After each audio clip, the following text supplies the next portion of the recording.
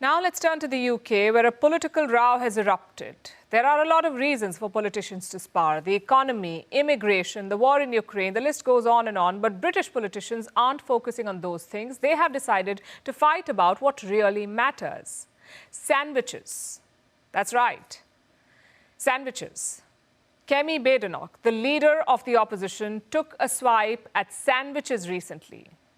And Prime Minister Keir Starmer was not having it. Then some other politicians joined in, leading to one of the most ridiculous spats you're likely to see. Here's our report.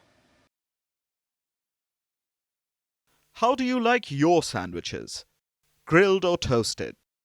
With some melted cheese in between? Or maybe fresh and healthy, made with brown bread perhaps? Or maybe you're one of the people who don't like sandwiches at all. If you're in that third category, it's best to stay clear of the UK, because a storm is raging over this very issue. A political firestorm, which centres around the leader of the opposition, Kemi Badenoch. Badenoch gave an interview recently. It came out yesterday, and it gave British tabloids something new to talk about. Most of what she said was ignored. The focus was on her take on lunch and sandwiches. Badenoch said that lunch is for wimps, which is obviously harsh. But her worst was saved for sandwiches. She said, "I'm not a sandwich person. I don't think sandwiches are a real food. It's what you have for breakfast." This was apparently the wrong thing to say. Her opponents, the ruling Labour Party, were quick to seize the opportunity. A spokesperson for Prime Minister Keir Starmer said, "The Prime Minister is quite happy with a sandwich lunch." The spokesperson added, "I think he enjoys a tuna sandwich and occasionally a cheese toastie." Badenoch was not amused. She hit back on social media.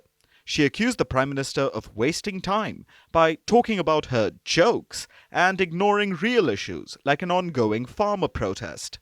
She seemed to be trying to hit two birds with one stone, highlighting the silence over farmer issues and clarifying that her sandwich dig was a joke.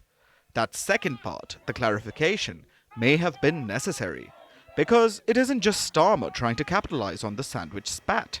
It's also her other opponents, like Nigel Farage, the leader of the Reform UK party. Farage put out a video to mock Badenoch. Take a look.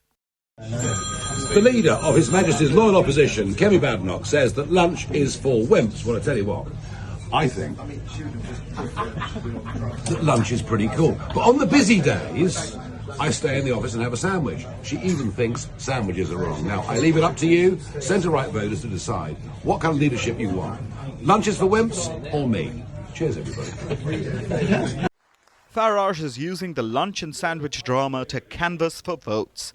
That's how much it has blown up.